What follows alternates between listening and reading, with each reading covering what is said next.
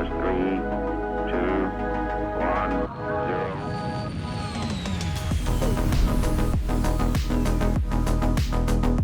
0. Hey, space friends! Welcome back to another episode of the Launch Sequence Podcast, a podcast that's mainly about Star Citizen, but kind of just about space games in general. Sometimes we touch on things like Starfield coming up, but today we're going all in on Star Citizen, and I brought back another repeat guest, the lovely Griffin GamingRPG. Always a pleasure to have you on. Thank you for joining me today. How are you?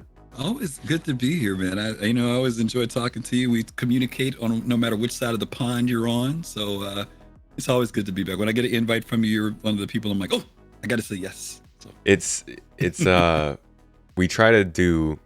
Griffin here, he does Soul Citizens, for those of you who don't know. It's a great series, group, and also its own podcast. And I try to get on there every once in a while, but man, the timing is just so hard when it's... No, you've been doing like almost every quarter, roughly, maybe every we gotta meet up every once in a while. Yeah, you're hitting it. I think you might have almost passed Paul Shelley now. He was the person who was most on. So you might be number 2 or 3 when it comes to guest. Nice, there we go. Are you gonna send me like a plaque or something? And you got to pass Star Jump Grim because he took it last week. He's been on the most now, so you got to beat Grim out. I got you. Maybe we'll send you a Pico or something. Got my eye on it. Well, I definitely. For those of you who don't notice, the background, you may not believe it, but this is actually a green screen for those watching the video. But the background is still a different place. We are overseas, like I said last week. I didn't have a camera this week. I just used a green screen to cover everything up.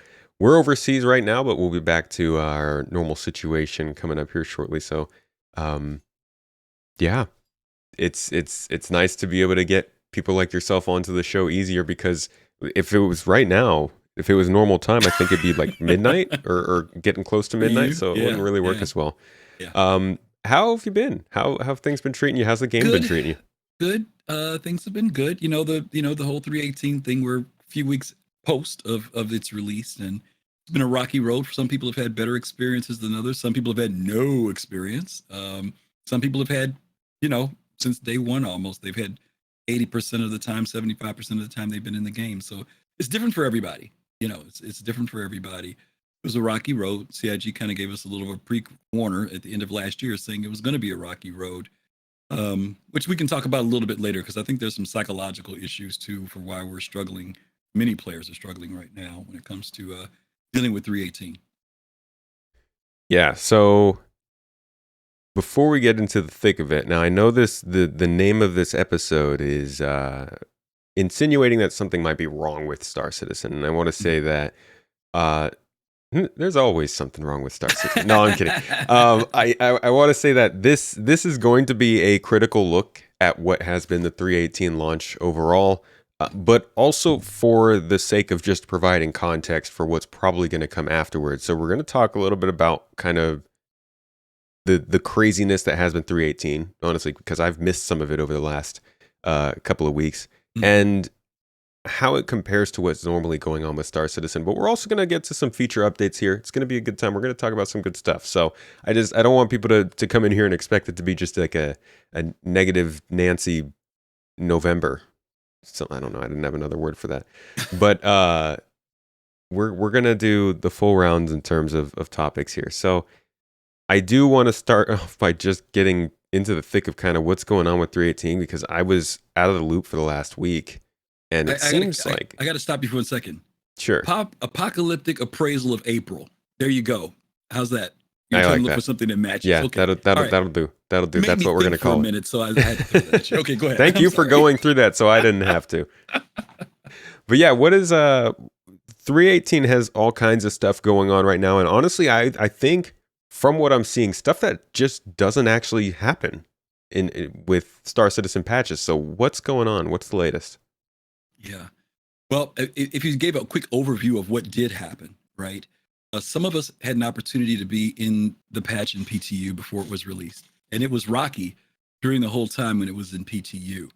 Weirdly enough, one of the things that worked fairly well, there were still some problems with it, but the one thing that CIG had been talking about was PES, right? Persistent entity streaming. Mm-hmm. But day one, it was working. It had bugs. It would act up sometimes, but it was working. There were other problems, though, things that were fixed before were really acting goofy during PTU time. Yeah. The very last patch before 18 came out was smooth. Performance-wise, a lot of the stuff was worked out. People were coming into the game having a good time. The next day it launches, and there were several things that happened. I came in later that day, and several streamers, of course, were anticipating. They've been sitting all day. If you remember, it was the evening launch. People had sat around all day waiting for it to come out. Remember? Yeah, remember well. I watched people like Captain Richard, other people sitting there for hours waiting. Verity, a lot of people waiting to get in. But then there were some people who did get in.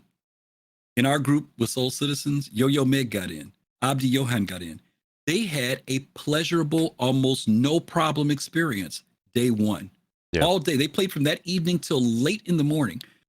Then there were other people who couldn't get in at all. Saturday, all the people who got in on Friday couldn't get in on Saturday. Just taking turns.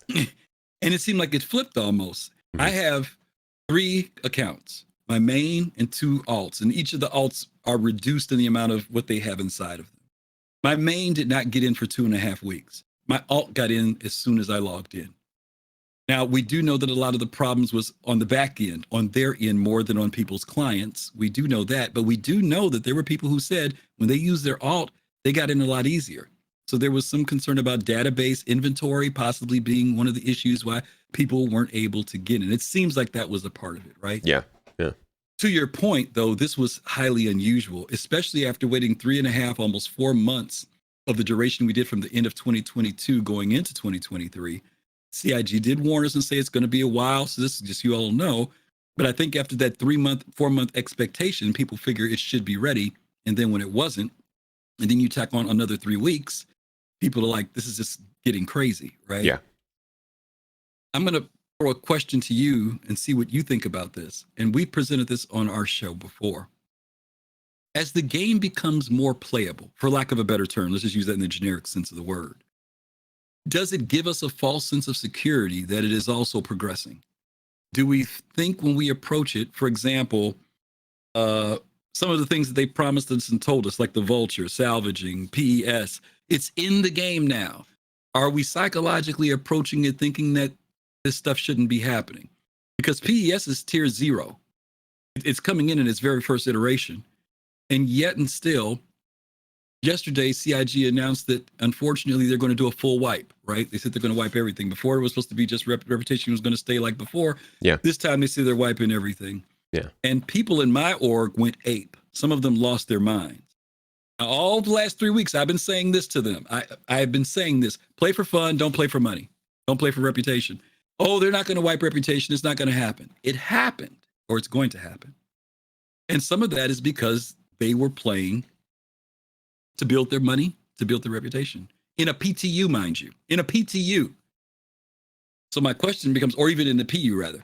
So I think some of it is what we're coming to the table with, even though I will say that obviously there's some technical issues going on, particularly because most of this work was on their back end more than on us. But that's where we are right now. 2018 had some leaps in it, but it also has some stuff that we would think shouldn't be a problem. I'll agree with you that there are some technical problems. This patch released, and even today I found out that they went live with some glitches like this supposed box exploit that was there during the PTU phase that just didn't get fixed. Right. There are just very obvious things that should have probably been fixed before this went live. The overall idea that what is happening, though, stability-wise, is happening because of PES. And going back to your question of are we psychologically fooling ourselves into thinking that the game is not an alpha or that's further along than it is, however you want to look at it. Yeah, I think that is the case. I think that there are aspects of the game that make progress or play a certain way. And from the way that they perform, it's easy to extrapolate that the rest of the game should do the same. So, like, if you go and do, Here's I don't even know. If I watch you as a streamer, you go out at night and play with your folk, right? Yeah. And if I happen to watch you for 3-4 hours, and you just happen to have one of those nights where everything goes well, and then I go log into the game the next day because I got excited about what I saw with you, and I can't even launch the launcher. What does that say to me? You know, there were people who actually said the day that the game came out and some people were logged in, they said, "Oh, they let the streamers get in." Yeah, That was no, the attitude of I some know all people. that. I got plenty of that You caught some of myself. it? Yes, it's like that. I couldn't play the game. Like I could not. I sat on my stream for a Mhm. total of at least 8 hours that weekend Wow. and could not get into the game. And then I got in at the end of the weekend, and within 2 minutes, somebody was like, "Man, I haven't been able to get in, but all these streamers can get in." I was like, "No, I Wow. don't want to hear that." No. Wow. Yeah. But yeah, I mean, That's a there are. psychological thing is my point. You know what I'm saying? Because I watched you for, when you played, and a matter of fact, you played without any weird hitches even. It's just one of those days you had a great stream and you're talking about how great this patch is and how smooth it's running. And then I try to get in and I can't even get the launcher to freaking load. I'm getting, some Yeah. 400 code 19. What the heck is that?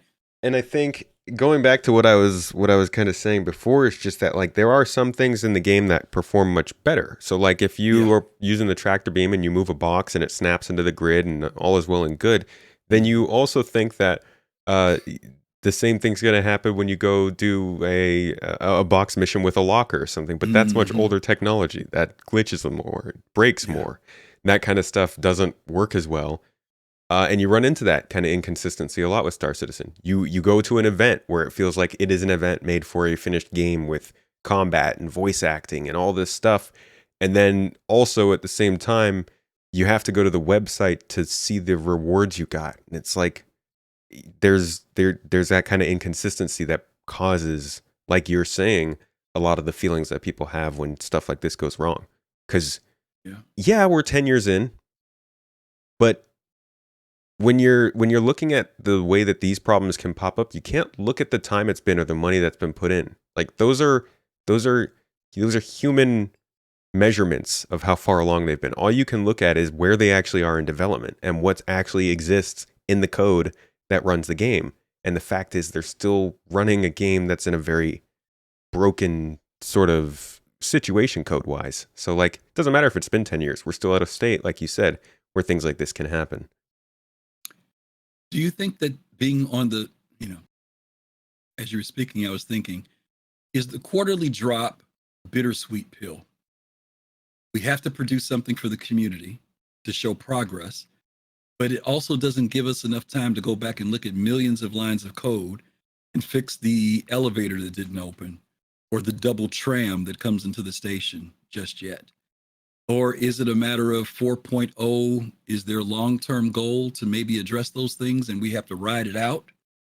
I mean, maybe this is a communication issue because I think that those are the type of things I hear people talking about more than anything. Has more to do with, I don't even hear about features as much as I hear about we're still having the problem with blah, blah, blah, blah. That's just a matter of personal opinion. What's most important. I think they've made it pretty clear that they will fix what they think is reasonable to fix, and they're going to leave the big problems that they think will get fixed by legacy code getting taken out for that kind of stuff. Like, like allowing a problem like the way that I think they're like reload interactions, reload animations that are messed up. There are getting into vehicle animations that are messed up. Like those things I think are stuff that they're planning on getting fixed whenever the tech art can pick up to allow for the animations. They've talked about like variable speeds at which we get into ships.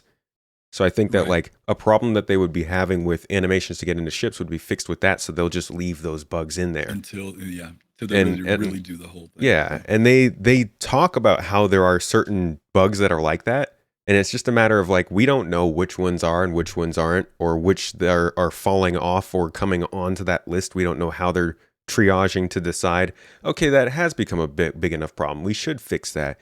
And that, again, comes to communication, but also it just feels like it's probably a part of the equation for why people get so frustrated about them. Okay. I presented this question the other day. You remember back in the day, we originally talked about what it would mean to go to a planet. We were supposed to arrive in orbit over a planet, call in, talk to a controller. We would go into an automated system that would fly us in, land us on a landing pad, and we'd get out. That was the original plan. Yeah. But CIG said, some years from now, we'll be able to make it where you can do it on your own. But for right now, this is what we're going to do, right? Mm-hmm.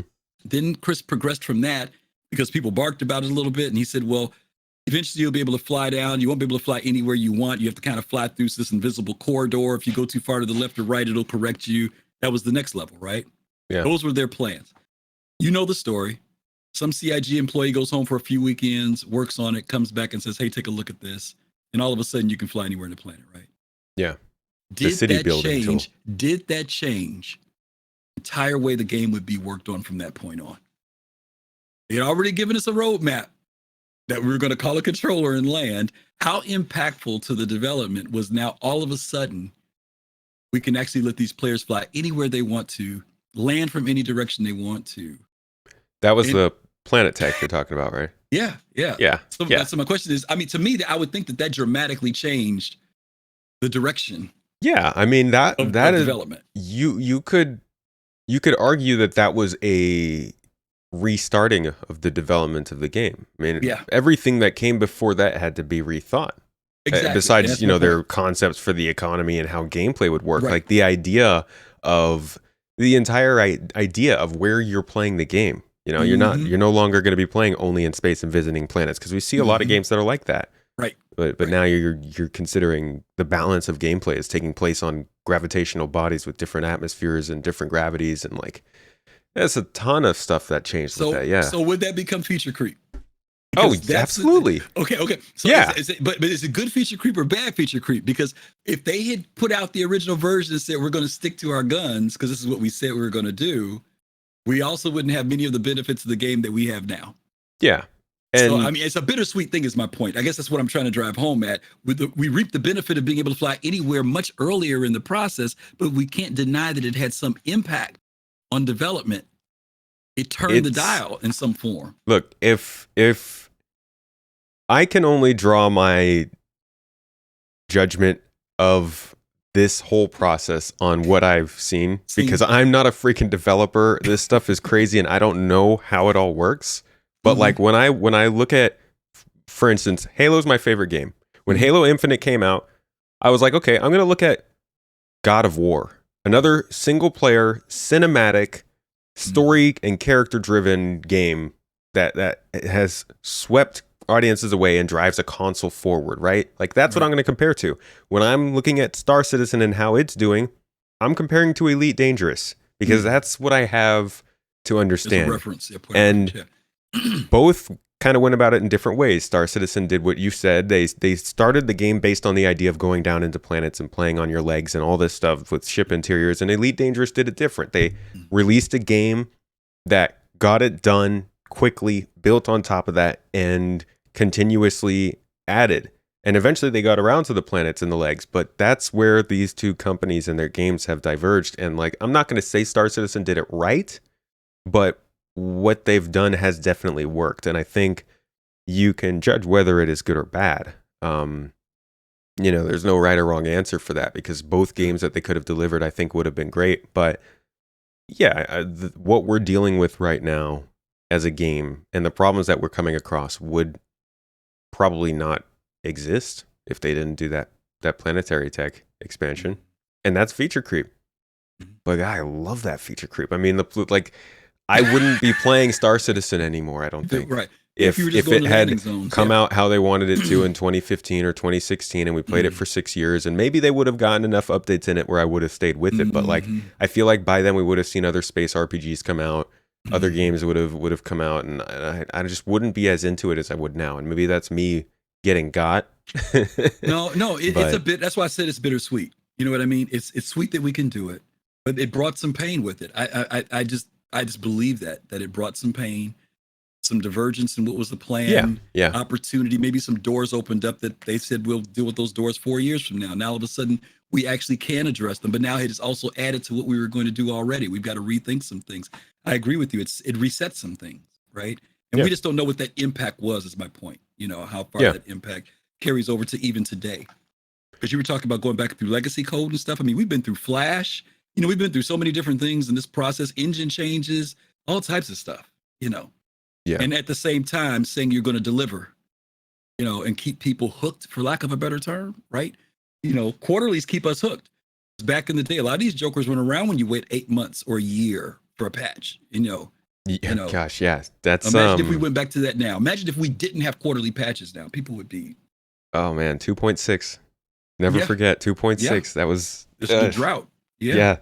That was like 3.17 is nothing compared to that. We got updates. We had ISC and Star Citizen Live actually talking about stuff that was going on at the time. I remember even with the lead up to 3.0, we were seeing stuff that the shows were phenomenal. Around the Verse was like 40 minutes of bliss, just tons of great B-roll and updates and everything, because they weren't putting anything in the game. So they were just able to talk about it all, and it sounded great. And like you compare what we went through last year compared to that, and it's like, okay, I'm glad that they got to the quarterly updates and they got on a time-based schedule, because while the lead up to 3.18 was not fun, it was much better handled content-wise than they used to do. Yeah. But you're right. The quarter updates are key to the success of Star Citizen, I think. Like being able to update a game like this with features that make as big a difference as some of them do, like an inventory. You can't.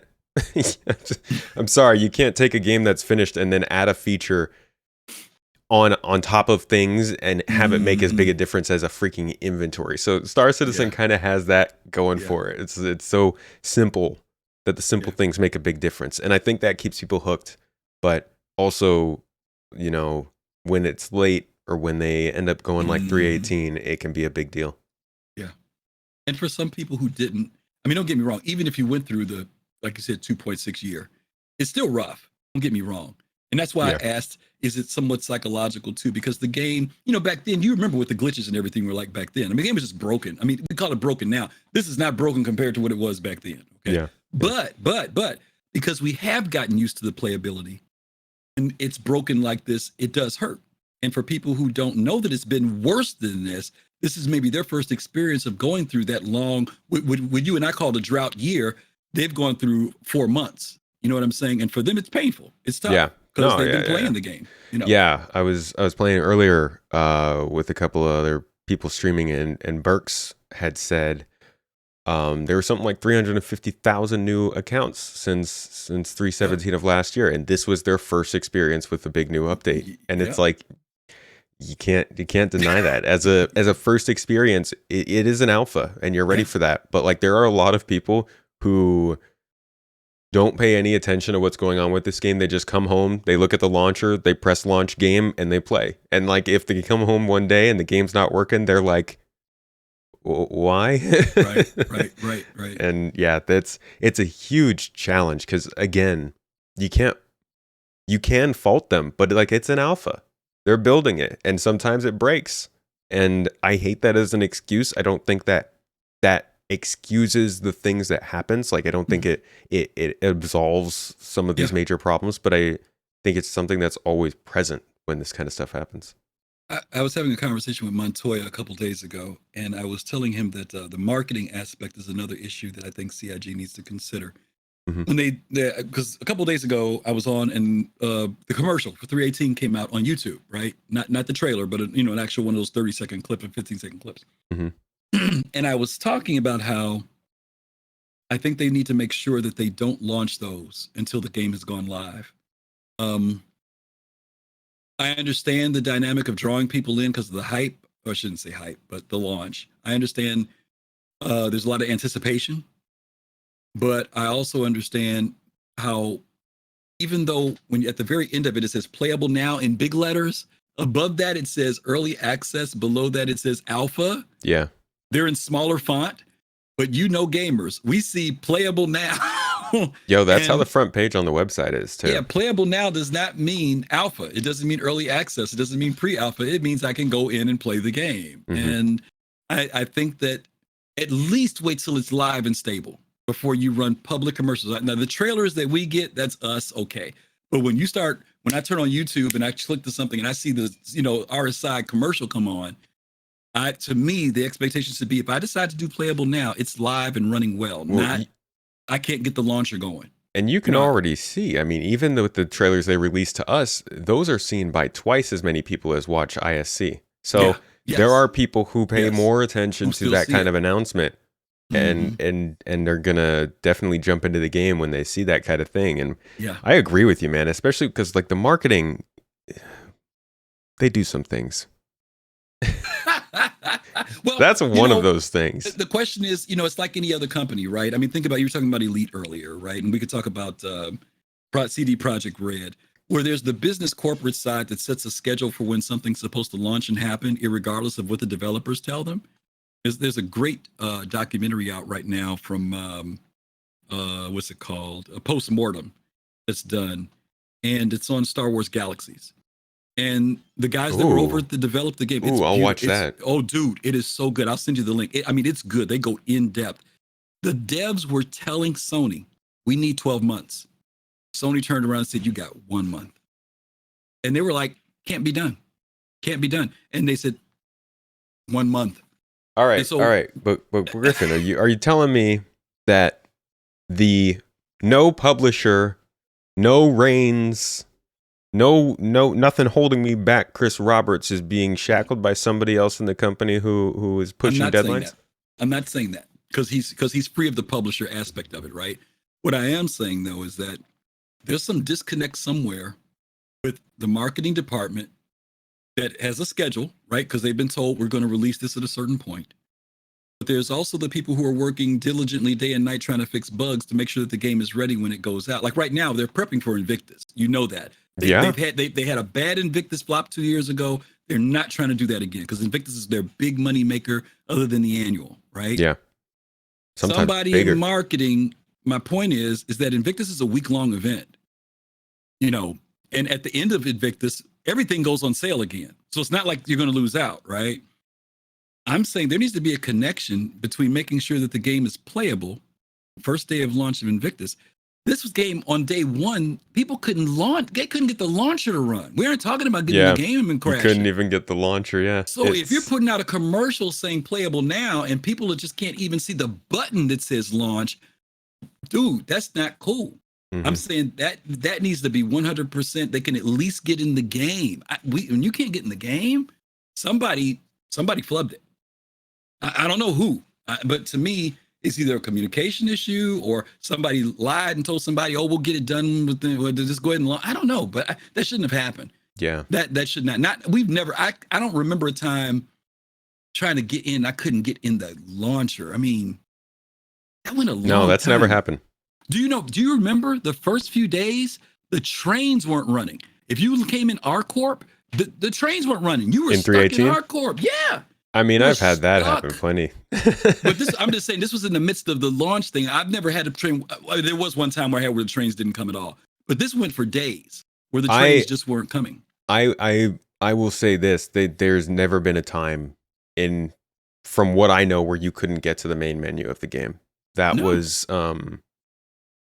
At least it's 3.0 that doesn't happen. But you were used to when you said I've had that happen to me before. What happens when I saw playable now? I bought my ship and I can't get to the spaceport to look at my freaking ship, let alone fly it. Right? I mean, what do you mean I'm stuck in the town? What? I bought clothes. What? I can't go to see my ship? No, you can't see your ship. Space Sim can't get to space. Can't get to the hangar. Yeah, I mean that is like you're spot on, man. The 318 launch was bad, and the worst part of it, I think, was the Salt in the Wound trailers that were going out. Everything was still going out as scheduled, and it shouldn't have been. And like you said, they're preparing for Invictus Week right now, and marketing is on their own schedule. Like when they hit a release, when they hit an event, when something happens, when IAE happens, they don't think, okay, so we've got these features coming out, these ships coming out at the end of the year. They're like, okay, what's our next event? Like, what's our next thing that we need to be ready for? Mm-hmm. And there's got to be like a balance between those two, because obviously the game needs marketing. That needs to happen. Right. The hype is fun. It's great. It's it's a party, but it needs to be like matched by progress and solid like for like progress. On April 1st, April Fool's Day, they brought in $250,000 and the game was jacked. people were still dropping the money, and that's when it was jacked up. So imagine if the response of the game is, in a good space and people are coming in. Well, What's the revenue stream gonna 318. be? So actually earlier, I was talking to Salty Mike and Voidy. They were there while we were streaming. Mhm. And I believe it was Salty Mike made a really good point that 318 was a chance for them kind of to absolve themselves a little bit of the negative reputation they have, to prove that the game is taking some steps forward with the actual tech that they've been talking about, this, being that kind of big deal stuff that people have been waiting for. And like the lead up made it a major opportunity for them, but they kind of flubbed it. Did you think it was a particularly bigger opportunity than your normal update, or no? I don't see an opportunity like that coming until, and I'm gonna be honest with you, the reason why I'll say no to this one is because PES was being introduced, tier 0. That alone said that there's going to be issues, and PES is such a major milestone outside of something like, okay, G12 got introduced, performance got better. We can talk about this a little bit later too, because the performance has been better. In fact, it's gotten So, much better than what it was. but considering those things came in and weren't broken, I think is the idea. But at Gen 12, this was the first time Gen 12 was being introduced. No, why would you want to show your reputation the first time you're introducing anything, especially PES? Well, Gen I would 12, not try but Gen 12 is an improvement. No, that's not what I'm saying. I'm saying first iteration to try to prove yourself. No, not with the track record of this game. There's nothing that they put in here tier 0 that has been, when it comes out, it's running great and says, see, let me show you what we're able to do. PES is still a work in progress, even though it's running. Not necessarily that they were actually making an announcement that it is their chance to prove themselves. Just the idea that 318 had a lot of the tech and stuff that they have pointed towards as being a big deal part of the game, and this was a chance for people to finally see it in a good light. What it finally showed was that they could do it. I'm not worrying about the good light. We're struggling just trying to figure out, can they do some things, let alone positively do it. And right now, with PES being tier 0, it's like telling me introducing salvaging. We've been waiting on salvaging to come. It finally got here. Yeah, but salvaging still isn't, it's nowhere near the fruition of what it's going to be. Now, people are excited about salvaging. A lot of people like it, but I don't look at salvaging. I see salvaging now saying, oh, they like any other career. I don't have a feeling that CIG can do something. The question is, when will it deliver at the level of vision that Chris has interpreted or translated to us? So yeah, it could have been an opportunity, but I could say that about anything that they launched. That's why I said, I don't know if I would base it around that. What we have in the game right now does not encapsulate Chris's vision enough for me to say, who are they proving it to? Let me ask you that question. When you say this is their opportunity to prove their reputation, to who? To us as backers? Is that what you mean? Yeah, generally to the people who are following the game but are still waiting for something, a sign of kind of what this long-standing tech they've been working on has been talking about. What tech are you all thinking about that would have done that? What tell me what they would have done that Mike and them are referring to that would have established that within the community? I think with 3.18 persistence, they came out and said in CitizenCon 2018, Chris came onto the stage and said, here are the steps to release. We've got 64-bit precision. We did object container streaming. We're doing organizational requirements. We're doing persistence, and we're doing server meshing. The biggest two features on that list were persistence and server meshing. And I think the patch in which they introduced persistence is a chance for them to say, look back at what we did, what we talked about 2018. Look back at all these features that we keep saying needs to have persistence in to work. Look back at all of these times when we told you that these glitches would be fixed when persistence was finally happening. Now look at this patch. Look at how your cargo is persisting. Look at how these ships are persisting. Look at how that salvage, the damage maps are working. Look at how the tech that we've been working on is coming together to create these features that are playing well in this package, and you guys can get in and play it.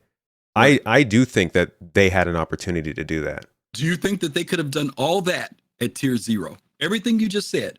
At the introduction of PES, you honestly think all the things you just named should have came in this package at 18.0?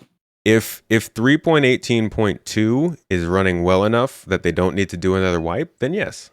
Oh, 18.2. Now, yeah, and if 3.18.2 is coming out 4 weeks after 3.18.0, then yeah. I don't think Okay. it's crazy to think that they could have done that. Okay, but okay, we're talking about two different time frames now because that's maybe where I mixed up. I thought you all were saying when they launched this 2 weeks ago, 3 weeks ago, that was their opportunity to set themselves straight. If you're telling me like 3.18.2, like over the next few weeks, and they get it, I'll agree with you. The idea is 3.18 in general, the patch, the update. But we aren't there yet. They're still doing it. Yeah, but it's not any given day. It's the idea that when they released this and they showed the trailer and they said playable now, like you said, people could look at that trailer and be like, "Holy crap, they've done it!" And then they go to the game. Remember, I said earlier, they shouldn't put that trailer out until it's there. Yeah. So I agree with you. If it's there, yes, they can prove it. But I was saying on day one, did I expect them to prove their rep? Because I guess you said it in the past tense when you mentioned what Mike was saying. And I was saying, no, I would not have expected that on launch. Now, if they push through it in this 18 patch and they get it working to the scale you're talking about, I agree with you 100%. Yeah, I think I think it's an opportunity for them to prove it, but I didn't expect it 3 weeks ago. That's me. I'm just saying I didn't expect it 3 weeks ago. That's fair. Yeah. So you think that there is still a chance, though, for the 3.18 patch to be that moment that they can use from 3.16, 3.17, all this stuff to come back and say, hey, look, we have been able to put this stuff together and we are working on these things and they do work. Yes, I do. Because PES, for example, is working in game. I mean, for those of us who've been following it, we see that there's enough evidence there of what it's going to be. It needs to be refined, obviously. Because the same people who've been looking for PES are also complaining about all the junk that's floating around in the universe right now, too, by the way. So, yeah, that's to be honest, I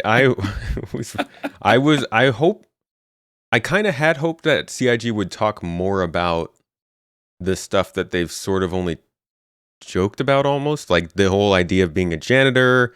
The possibility of using tractor beams to clear out space in front of space stations. Like, I wish they had come out and been like, yes, these are the missions we're going to have. Like, don't worry, we've got this covered. Right. But instead, we're all just kind of sitting here like, well, there are a lot of ships floating around. Or in the armistice zones around stations, there's stuff like I was trying to get in my hangar one time, and there's a big hunk of metal sitting in front of me, and I couldn't get in my hangar. Right? Yeah. I mean, so I don't get me wrong. I there's a part of me that agrees with what you're saying, and I do agree that this is in some ways, a culmination of many ideas we've heard about that's being delivered in 3.18, and that they could establish some good cred with the community because it's finally here. You know, we've gone through socks and all this other stuff, and it's finally come together. Yeah. But I'm just saying I wasn't expecting it on day one. That's all I'm saying. You know, I don't, not on day one. Well, it does feel like even going back a year from now, I think the development itself feels a lot better than it did back when, say, the last time we had a really big moment like this, which was I think 3.0-ish time. That was just, I kind of was looking at the fact that earlier in the year when they announced that 3.19 was going to be a thing, and 3.18 was still kind of taking a while, you would see a little bit of the talk like, oh, it's 3.19. It's not actually 3.19. It's 3.18.1, and it's going to be just a couple of small features and blah, blah, blah, and this and that. And then you see that we've got mining features or mining missions, salvage missions. We've got physicalized components. And I'm like, these features would have been big deals 2 years ago. And granted, 2 years ago, it was a different game, but like, physical components are something we've been talking about. I remember when they brought in the Terrapin, they were like, oh yeah, look, we got the doors for the components and it's going to be cool. You can't wait until the components are actually there. Here we are 5 years later and we're finally getting them in 3.19 in the supposed small patch. So I do think that our standards, as you said earlier on in the show, have kind of gone up. Not to, doesn't say much, it is Star Citizen, but we expect a little bit more now. Yeah. My frustration, to a degree, that it helped myself manage things, is that we still don't know everything. I don't care how many 10 for the chairman you've watched, how many ATVs, you know, how many ISCs. Every once in a while, CIG still pulls something out of their, I was going to say out of their butt.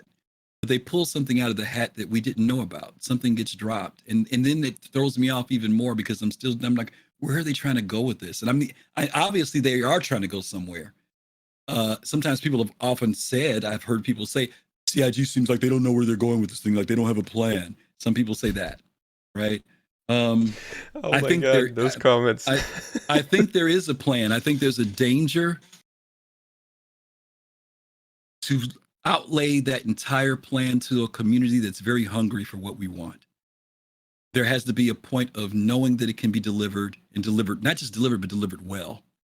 Because the idea, unlike Squadron, I would assume that Star Citizen is trying to be an Eve in the sense of, I'm talking about longevity, a World of Warcraft, mapping out a game that you want to be around for 10, 15, 20 years. I can't imagine what that's going to take in the sense of, you think about starting a business, somebody tells you to come up with a 5-year business plan, we scratch our head. Imagine trying to come up with a 10-year or 20-year plan in an industry that's so volatile and changes so much. At one point, space games, nobody cared about them anymore. You've got to figure out, how do you make people still care about space games 15, 20 years from now, when we've seen it literally die in this industry in the past. Yeah. And there are very few of them that have sustained themselves. Eve is the only one that has truly sustained itself in a way that everybody knows what it is. We've got a few other games out there, but MMOs. So I try to give a little bit of latitude and remind myself that no matter how many times I look at the progress report or roadmap or watch a certain show, I might be only getting 60% of what is really happening, and people may want to declare transparency. We need to know more. But I think that if we knew 90%, we'd probably all be going ape, because when something went into the dustbin because it doesn't work, we'd scream. And we've done that before. When something gets in the game and it doesn't work, or it gets pulled, or let's use something as simple as Tessa. People still talk about Tessa. We ain't seen Tessa in like freaking, 6 years? And people still want that, So, it's a tough place to be. But riding this horse is not easy. And I don't ever want to make it sound like being in Star Citizen's easy. I've been in here 10 years.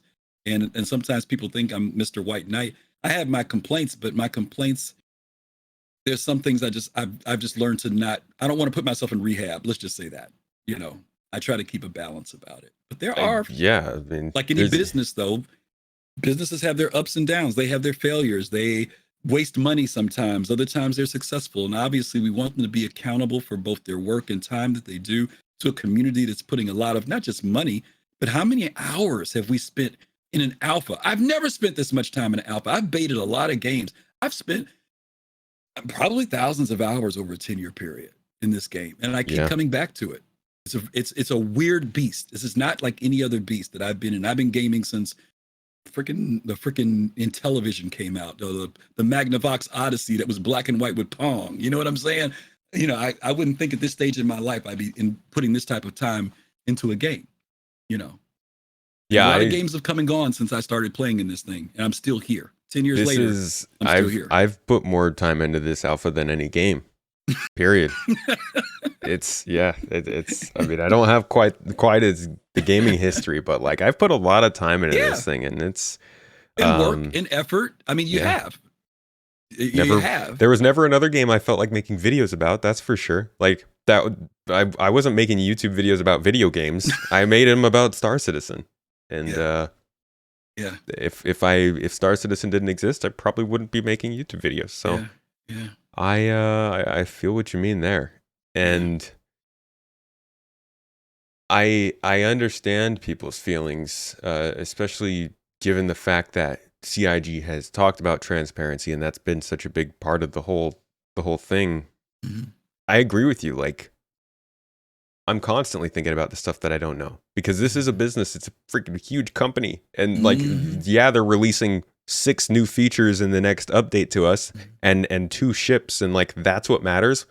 But most of the company has nothing to do with those things, and they have a bunch of other timelines and stuff going on that, for better or worse, doesn't care about us.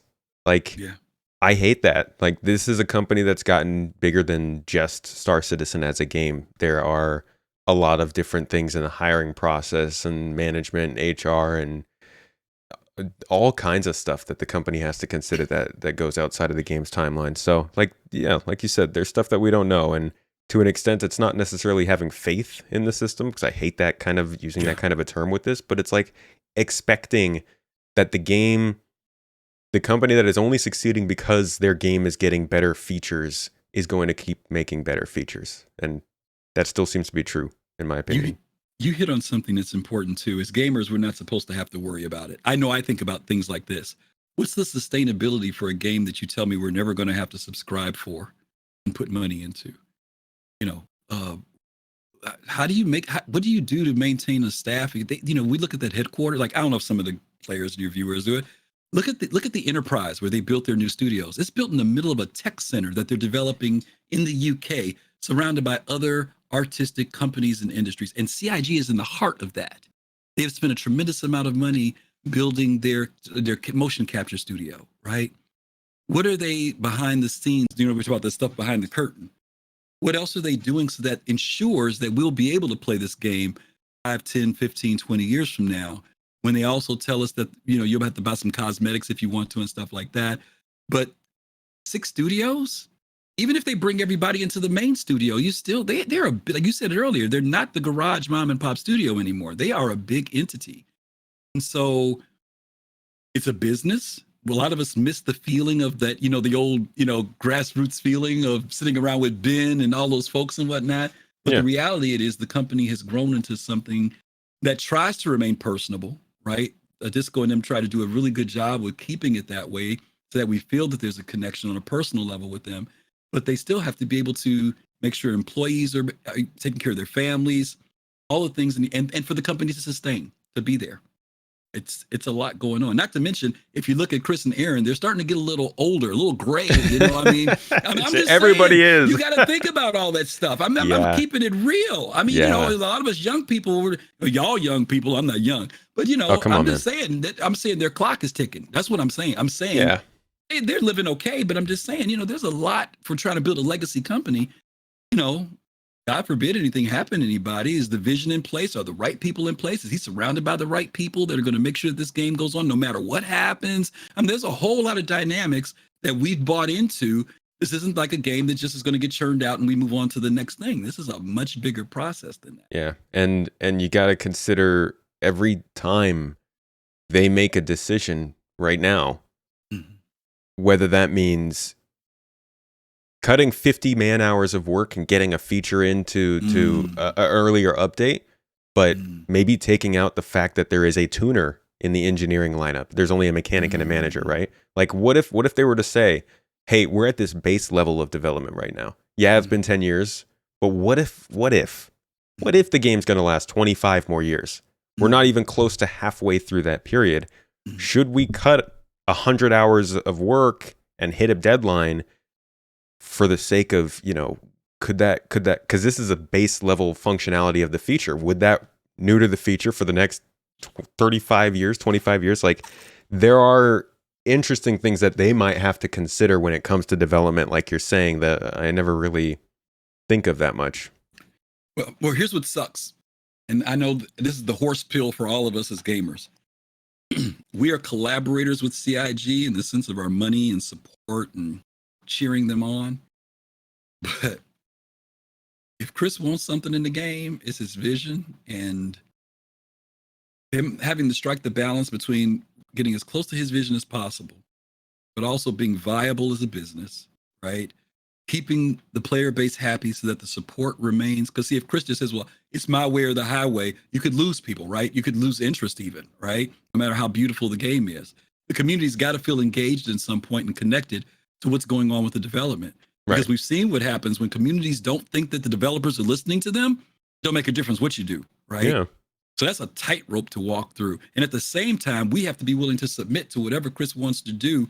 And he has to keep proving to us that, yeah, you had to wait for salvage, but damn, it's good when it gets in there. You know what I'm saying? We might be gritting our teeth, but once we get it, all of a sudden the pain starts to subside. You know what I mean? That's a weird place to be at. So whether you drop that tuner, if that tuner decreases his vision, but the game is there and he says, we can put it in later. Yeah, do it. But at the same time, he's still in this. It's still his game. It's always go back to the original vision. I want to make the game that I wanted to play. He didn't say, I want to make the game that y'all want to play. And I'm just keeping it real. That's a hard pill to swallow because we know Chris has a certain vision about how he wants this game to be. I want to go back to something you said earlier. Mhm. You asked me when did I think that they could turn that dial and prove themselves? And I'm going to say that I actually think it's going to be when we go into Pyro. And it's only because there's been such a weight on the overall vision of this game about going to other systems. I think that's going to be a landmark place for us like 3.0 was. The stuff between 318 and 319 is nice, but I think when he can prove we saw in that scene of people going through a wormhole and coming out into a new universe or a new system, and I think that's going to be the epitome because everything else of that is replication at that point. But we're still in Stanton. And I think that even though things are being added to Stanton, that idea of leaving, it's kind of like the idea of leaving Earth's atmosphere for the first time. You know what I mean? Yeah. When you go through that wormhole for the first time. That's a It's big step. This birthing of the possibilities. Now they've done it, they can replicate it. Just like when we got our first planet, we can do it again. And I think that the players, when they feel that, I think that's going to be where they finally have the vision of Chris's thing, even if it's just one system, I think people will feel better at that point. And that'll be it's probably a part of the reason that they decided to make the system a little more friendly is the fact that it doesn't matter what kind of a system it's going to be. It is the second system. So everybody is going to go there, and they need to make sure that it's at least kind of friendly to people. But I got to ask, if you think that that's going to be their moment, is it going to be 4.0.1 then?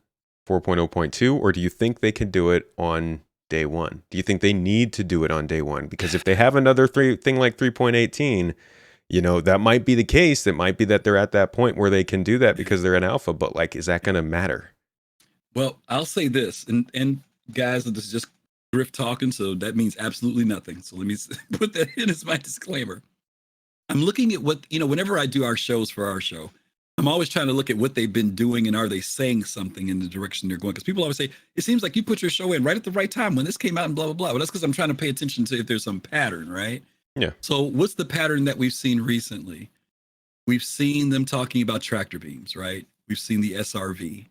We've seen them introduce refueling. We've seen them introduce, there's something else that they've been doing. Now this is, y'all don't trust me on this one. We keep seeing the Kraken show up. It's shown up several times in Pyro. Oh boy! Stuff. All right. Okay. All right. Now it's like they got a lot of ships they could show, but they keep showing the Kraken for some reason, right? And we also know that the scale of Pyro to Stanton is almost 2.8 to 1. It's almost 3 times the same size, right? Mm-hmm. And they're building all this stuff toward that. So my feeling is, and this is my feeling, is that Pyro those things need to be in place to go into Pyro because so many of the players don't own medium to large ships. They own, moderate sized ships. And these are ships that honestly can't move across Pyro's system. So they're either going to need refueling, there's sparse stations, or they're going to need to be able to use multi-crew ships or be in multi-crew ships to get from one place to another. So I feel like, and now let's leave the game side of it to the business side of it, right? CitizenCon, we haven't had a one in person in 3 years now. This will be year 4. We go back in. We're going to be out in LA, which is another thing. There's a lot of pressure for Squadron 42. A lot of pressure for Squadron 42 at this point. Is this an opportunity from a business standpoint to do either 4.0 announcement and we're going to get it blah, or is this the time to introduce a trailer that says Squadron 42 second quarter 2024? You don't think so? Okay, so you're saying you're willing to let all that stuff that laid down beforehand go, and neither of those will happen in CitizenCon? I think that they can put something out about 4.0, but I don't think they should say anything about Squadron. Really? Yeah. Okay. If the gameplay that we are seeing is what the gameplay in Squadron is going to be at this point. No, it's not. It's not. Squadron, if the way the gunplay feels than the MMO is, it's two different things. But things like the way the MMO feels, the way that healing works, all these kinds of things are one for one in Squadron, right? A lot of it is back end tick rates and a whole lot of other stuff that have to do with an MMO environment, not an RPG standalone environment. I'll give you that. There, it I love might that not grin on your feel. It face. might not feel completely the same, but I don't feel You don't like think it's there. You Squadron don't think it's is there yet. a year and a half away. No, Okay. I hope it is. I really do. Gosh, I mean the AI I don't stuff want to that put they're that in your showing. head. That's the thing, man. Is I'm trying to put myself in a Manage Squadron expectations. 42 mindset. You know, I've said far too many times that I think it's coming out in 2 years or 4 years or 3 years or whatever, and I'm sick of Yeah. it. I'm done with it. Okay. I'm over it. I So, hear you. Trust me. I hear you. Trust me. I genuinely get it. Believe so me. yeah, I don't want to hear them say anything Okay. about Well, it. let me To be say honest, this. That's why I said either or. I'm not saying they will, but I will say that I think 4.0, 4 point something will be Pyro. Let's just say that. Because 3.0 was a major launch. yeah. The next major launch. And they've told us that PES was actually a bigger hurdle for them than server meshing. And they can give us Pyro without it if necessary.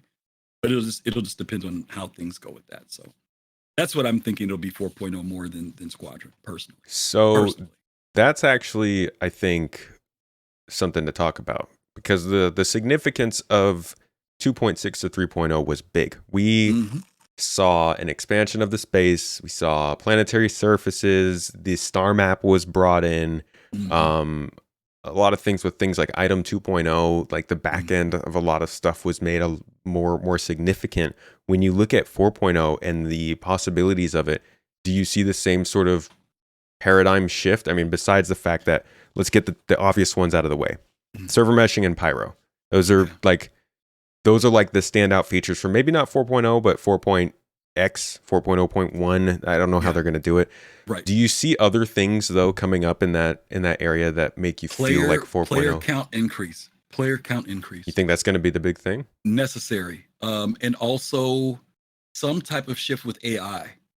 I don't know what that may be. I'm not really sure. Just the combat stuff we've been seeing, or more? Well, here's the deal. If you haven't had a chance, people will tell you when you go into the server, if you get into a server, I'm not talking about because it's low population. If you get not frame rates on your computer, if you get server frame rates at 25 to 30 frames a second, the AI is a monster. Yeah. You stick your head from around the corner, they pop you. I mean, it's ridiculous, right? If they're able to maintain this server tick rate on their end, and if bringing in meshing and everything helps bring us up from a population of 100 to 150 people to bringing in 500 people in servers, because again, Pyro's a big place, 2 systems, people spread out, being able for people to go into the world and feel like it's populated and not feel like it's, even bigger ghost town than it is right now. To me, those are the things that I think will bring people in to now play together more and do more things. Orgs 2.0 that you talked about, where organizations now get together because of the stress between Stanton and Pyro systems now, is another factor that I think needs to step forward. See, now, yeah, we need, I think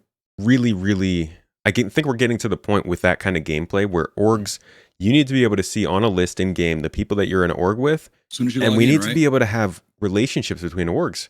Absolutely. Because you've got to be able to send beacons out to people who are like you have an org that's a medical org and they're contracting their services out to other people. How do you get in touch with them? You can't go to the website, go on Spectrum, look on their org page, send a DM. Hey, are you online? Come on. No, good point. No, good point. Absolutely.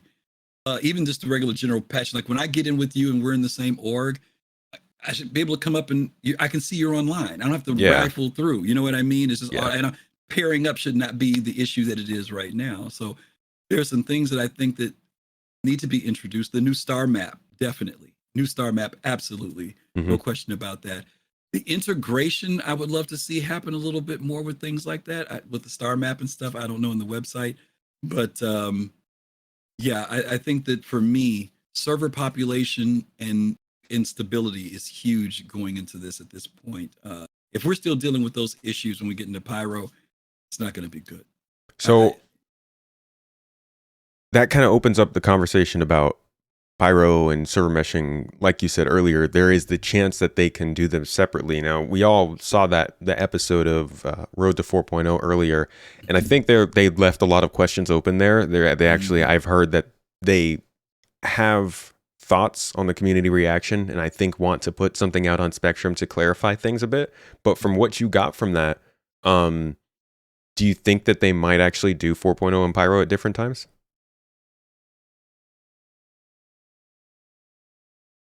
No, I think they're married together personally. That's just me. It's it, and I hate that. I don't want to make it about feeling, but there's a hype dynamic that goes along with that. Like you said, when 3.0 came out, right? There was just this. It was a leap. It was a leap, and so I still think that 4.0 representing the next level, the next stage of what Star Citizen will be, is important. Otherwise, they could go to a 3.20 or 3.21. We'll definitely get 3.20. You think so? Yeah. Wasn't it already on the roadmap at one point? It was at one point, and they took it down. But here's the deal, and it could happen because 319 is next, right? So that puts us out in May, June. So, and again, if they decided to go to 4.0 in October, there is a gap one in there for 3.20. It could happen. I'm considering that they might just skip August because they're You think so? Normally they would want to do so normally they would do a patch in March and then a patch in July, August, and then a patch in October and then December. But they're moving what I considered to be their July, August patch earlier into May just so that they could get more of that update on the stability on 318. Do you think that they might try and do a 320 in August and then another one in October? I think they're going to put 4.0 at the end of this year, personally. That's just me. See, I am so... Your grin is so funny every time I say something like that. You got this like look like, because I'm like, think about it. I'm like, oh man, the things that I want to say that I try not to. I get it. Trust me, I get it. I've never thought it would happen mid-year or anything like that. I said that, and I'm only looking at it, trying to look at it from a business hype. I thought it would, and it's on YouTube. I've got it egg on my face. Yeah, I'm on YouTube being like, yeah, it'll come out summer 2023. Really? Oh my god! I'll put the 2 quarters on their estimate, and I'll be good. Yeah. Psych. Yeah, they've been pretty coy about CitizenCon, and so I'm just. And I know they don't want to build hype over anything like that because it obviously it could backfire in a big way. I'm just speaking from my side of just observing and watching, and I just maybe it's gut feeling. I don't know. My gut could be totally wrong, but I just feel like if there's a good time to do it in light of everything that's been there and what they've shown us so far, they're working on all the things they're working on. Many of them complement going into Pyro. We could use them now, obviously, but is it a big deal to tow people right now in Stanton? Could be if they made it. Yeah. All they have to do is give us missions asking us to do that, and everybody be like, yeah, I want an SRV. Yeah. I've actually been surprised at how many people have been gotten into salvaging. There are people who I never thought would salvage. They didn't do mining, but they love doing salvaging, which is interesting to me. Just more things to do. Yeah, true. And it's good because it's also getting people to see that the universe is bigger than just, combat or mercenary missions. They see there's a lot more to do with bunkers, so that's a good thing. It's actually something I'd like to kind of close off with. So I wanted to talk about 319 and even beyond from what we've seen. You mentioned tractor beams, you talked about engineering, some of the stuff they've been focusing a bit more on lately. Mm-hmm. And there's been a very clear push over the last year or so of utility, industrial focused things. Mm-hmm. So one of the problems that I think when you ask the question, what's wrong with Star Citizen, in my opinion, is that it is been held back by combat for too long. Not to say that it doesn't need combat, but just look at the conversations we're having around piracy. Constantly negative, because the only form of piracy people have really taken advantage of so far have been combat focused. Same when it comes to meetings, everybody is worried about getting shot, right? Yeah. If the game had taken a different line of development, maybe instead every time you met somebody, you would be thinking immediately, "Ooh, what's in their inventory? Like, what are they trying to sell? What is their specialty? How can they group up with me?" And it's all about the stuff they're introducing into the game that defines how we form as a community and how the meta forms. I love to see more of this kind of industrial stuff coming into the game. Do you think that they are actually on a path of moving away from combat? Do you think that this is just kind of a a lull in the storm and they're just adding in features and they happen to be more industrial focused? What do you think is the future in terms of this kind of stuff? I think I'll give you an offbeat example from a topic we brought up a few weeks ago.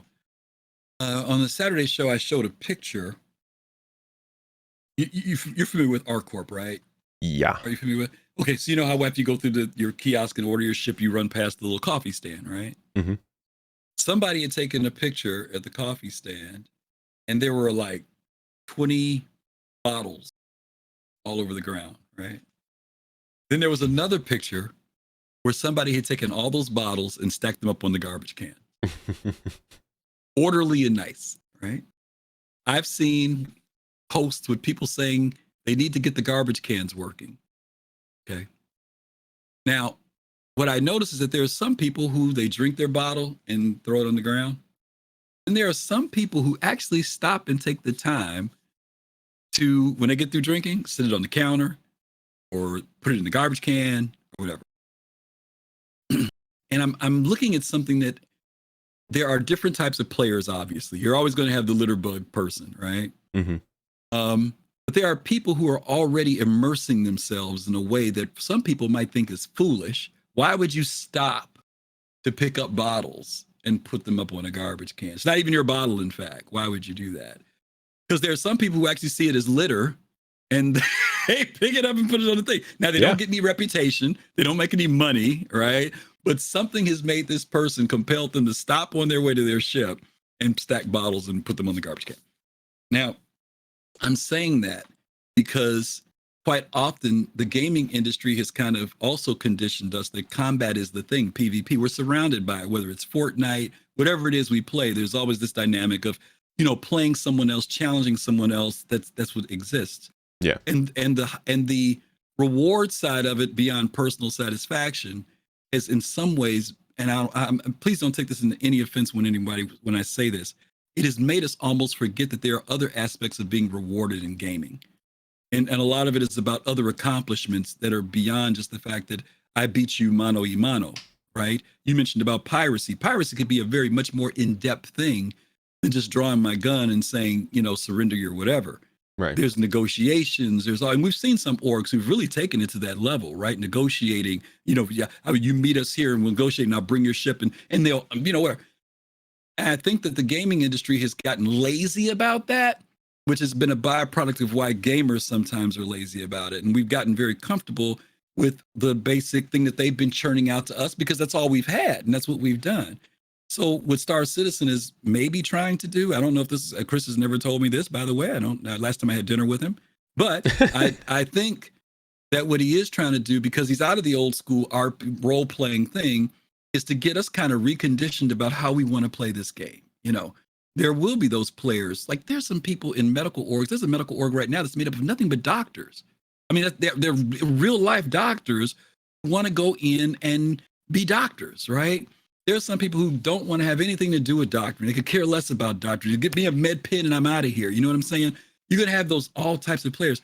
But I'm hoping that Star Citizen is honing us to think a little bit differently and giving us a place to play that says, I actually will care about the poster that's on my wall in my hab. I won't just run out of my hab anymore. You know what I mean? But I'll actually be happy when I get this poster and I'll proudly put it on my wall. And when Tomato and I are playing and he stops in my hab, Tomato says, dude, that's a nice poster. Where'd you get that? You know what I'm saying? I think there's a whole new dynamic of what could be introduced for gamers so that immersion goes beyond graphics. You know what I mean? But what we do in the game is some way or other meaningful to us as an individual, as a player, and collectively. Now, that's a big jump for me to make that assumption. But when I look at the overall scale of the game and what they're doing, why are they spending so much time worrying about details on a leaf or this, that, and the other? I don't think it's just because he has some weird OCD thing going on. I think it is much more bigger about broadening the way we want to look at a game in a world that we want to live in, so that people who just want to come in and have fun, the casual, or the person who wants to immerse themselves, but not feel like they got to break out a spreadsheet like in Eve, right? Yeah. And they can get in there and also live in that world too. But that's just kind of how I think about it. Do you think they're getting better at that kind of stuff now? I think we're getting better at it. When I saw people who I would have never thought do salvaging say, hey, let's go get in a reclaimer. I got one buddy who he wasn't all that great about the game. And man, he's went to salvaging. He loves it. You know what he says? 80% of the people who I know do salvaging, you know what the first thing is that comes out their mouth about it? It's chill. It's relaxing. It's relaxing, yeah. You don't hear them talking about, they may talk about they made some money. Oh, I made 150 grand, I made 170 grand. But most of them say, I like it because it's relaxing. Now, how much of that have you heard, in earlier days about doing anything in Star Citizen? People were about getting pad rammed and all this other stuff. When I hear people talking about, I'm going to get in my vulture and go out and do this, that, and the other. I don't hear them complaining about the rate of money they make. I don't hear any complaints about any of that. What I hear is that people who were doing combat before, some of them, have found a new place in the game where they can go, and maybe when they're not doing a bunker, maybe when they're not doing a mercenary mission, they can go chill and they can still go make money. And so to me, we've heard CIG talk about people being able to do whatever they want to do. Guess what? I didn't have to earn skill points to do that. I can just go get me in a vulture or go get with my friends in the reclaimer. People who were excited about moving a freaking box. When people first talked about that back in the day, they thought that was ludicrous. I got buddies who say, dude, I'll be happy to go down to the cargo area and float a box around for you. I'm surprised at how often I see, I think I'd see it particularly on Reddit conversations, how often I see people be like, they're overestimating why are they making gameplay where nobody wants to sit here and move boxes around or do, or like stack stuff. This is like they're making it so much work to keep your ship flying. Nobody is going to fly their ships. And I feel like people actually don't realize that there are people there. I don't want to fly a ship. Like I don't. I want ships, and I want to captain ships. I want to crew on ships, and I want to be part of spaceships, but I don't need to fly them. And I think it's wild how much people think you unanimously need to fly ships to enjoy Star Citizen. I've never been playing games where I fly spaceships. It's just not something I'm interested in. The engineering episode is a great example of what you talked about. There was so many people in my Oregon test that couldn't wait for the engineering stuff. They want to be down in the freaking engineering room shooting the fire extinguisher, you know what I mean? Or pulling plugs and doing that type of, and don't get me wrong, there are some people who have no interest in that stuff. None whatsoever. They want to be a turret gunner, or they want to fly.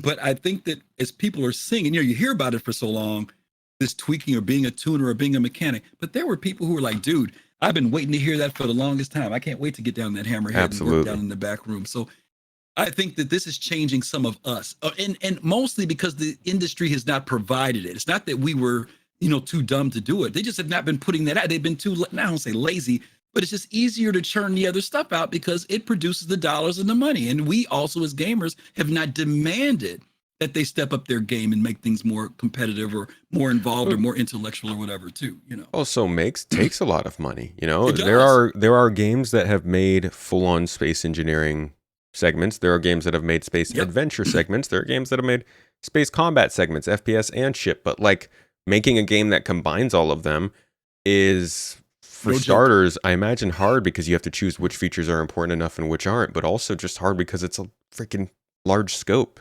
So having a game like this that can try and provide depth to all these different types of gameplay in one place is probably pretty rare too.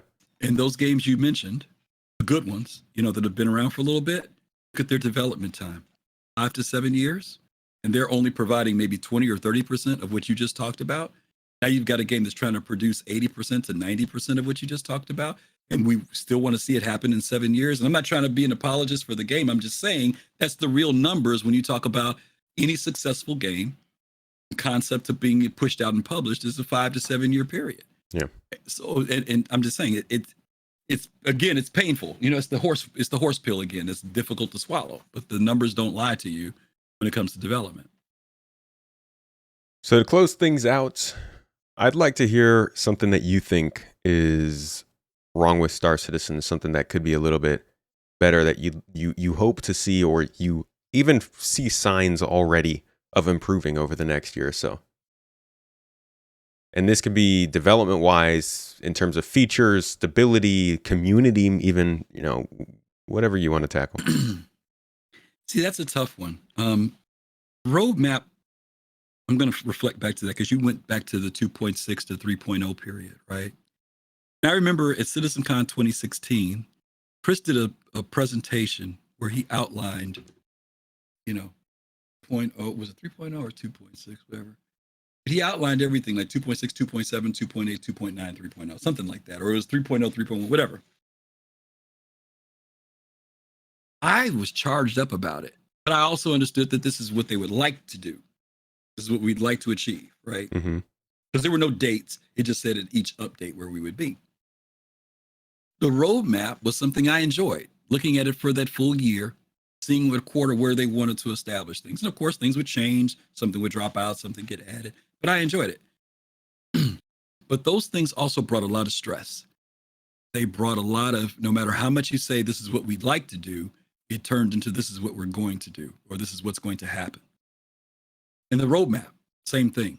This is what we're, people that when they saw it, whether they knew the boundaries of it, they just assumed it's there and that's what's Turned into promises. Yeah. And so what I was going to say to answer your question was about communication, how CIG communicates with us. A little while back, they did something that I thought was kind of cool, but then I wasn't sure about it. Remember when they would put out their quarterly report? They say, this is what we wanted to do. This is what we fell short at. This is what we learned. Yeah, like their post-mortem thing. Yeah, the post-mortem piece, right? Yeah. It was kind of cool, right? Yeah. But then there was another time something happened that they didn't do that. And it was when we went from socks. Remember when it was socks? And what was the other thing it was supposed to be? The container streaming, what was it called? The container. Object container streaming? OCS. Yeah. Remember there was socks and then there were. Was it socks and OCS? I mean, it was socks was server side and client side object container streaming would then be right. It's the same thing. But all this stuff was leading up to PES, right? Yeah. And remember there was something before that they were working on, and then they said they realized that it wasn't going to work, so they trashed it, and they ended up. And we finally got iCache. Thank you. Okay, iCache. Yeah. We never really heard about that until after the fact, right? Yeah. Okay. And so everybody asked this question, well, what happened to iCache, right? Mm-hmm. So I felt like that was a communication breakdown because they had hyped iCache for so long. And then it seemed like it just went out the window. I talked about this on a previous episode. I want you to keep going.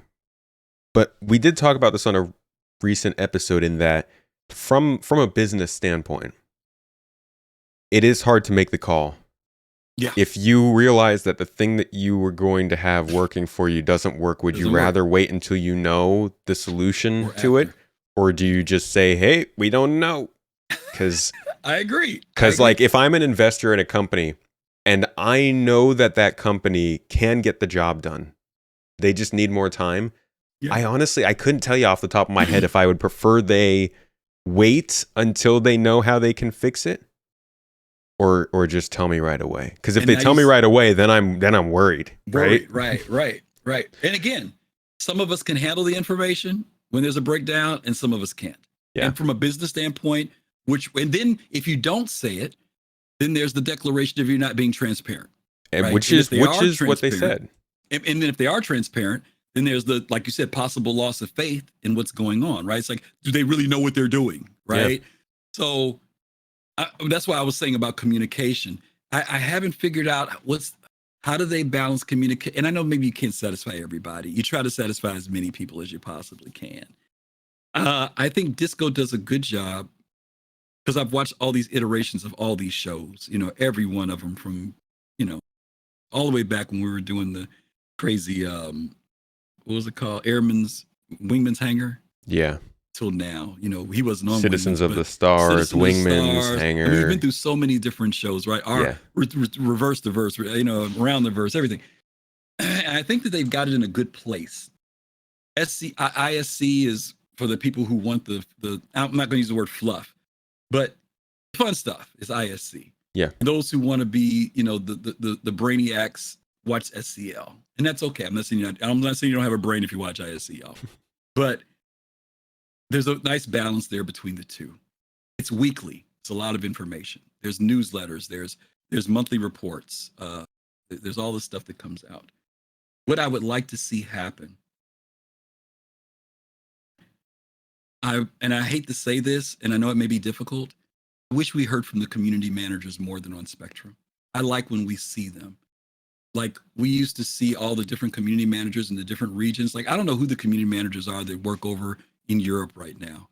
We used to see them every once in a while. Xylo, they're present. Don't get me wrong. Jake and them are present.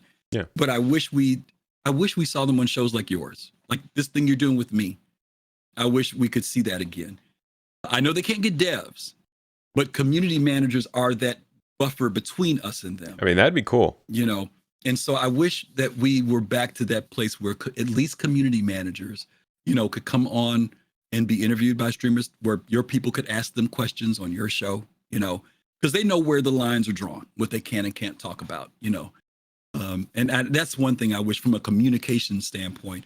And that way people could ask them those questions and they'd be able to say what the answer is, or say, I can't go into it, but blah, blah, blah, blah. Because Spectrum and stuff, some people feel those areas are toxic, and you got to read through and weed through so many things sometimes to find the answers you're looking for.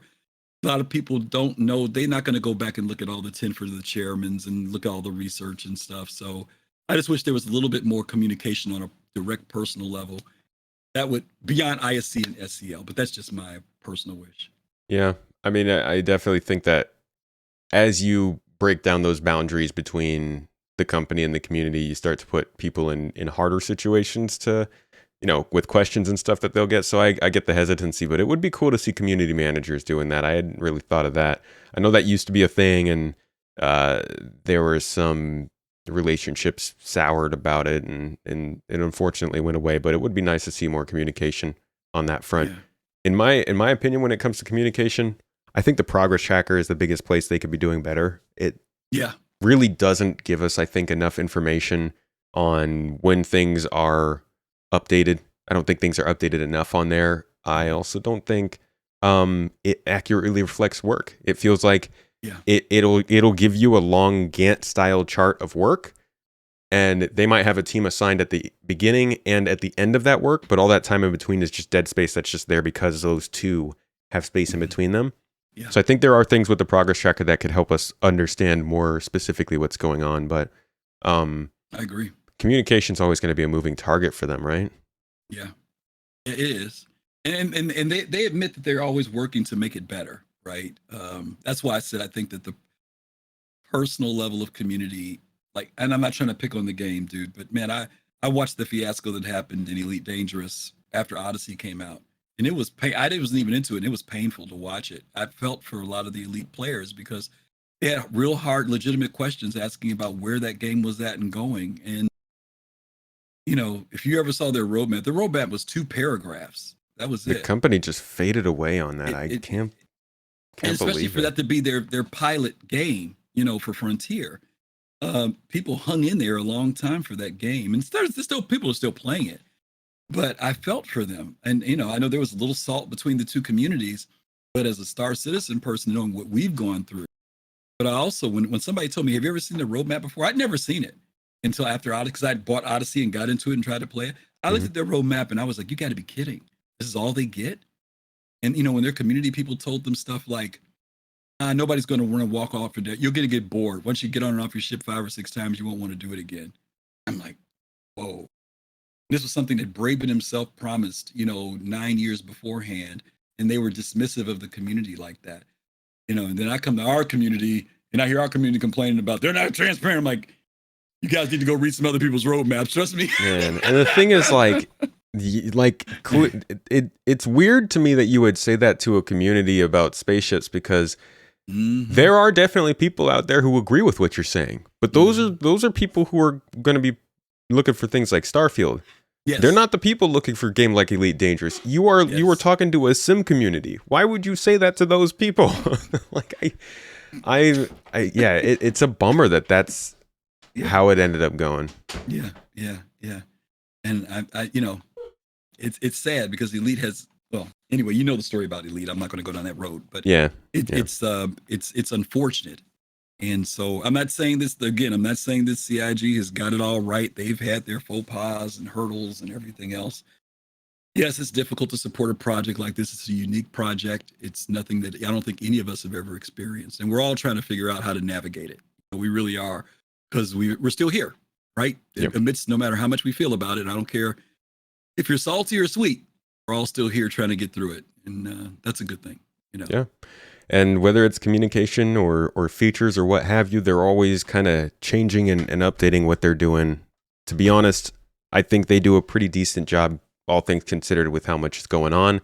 And I do think we're looking at a pretty decent year ahead of us in terms of gameplay and communication and improvement. So, Griffin, thank you so much for coming on for this conversation. This was I think this was a pretty straightforward one. This was a harsh one, but a good one.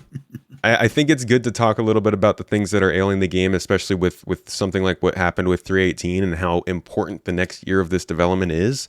And I hope that people who got to watch or listen to this got to think about things from maybe a little bit of a different perspective and knows that, everything that we're talking about here is basically because we want to see these things improve more than anything. I hope your viewers don't kick me off. No, man. You already know how my mental state is right now, but no, I enjoyed it. I always do, and you always look forward to talking with you. And there's everyone can have their different views, and you have to leave room for everybody's genuine feelings about this game. Because again, Disco said something a while back, or it was Tyler.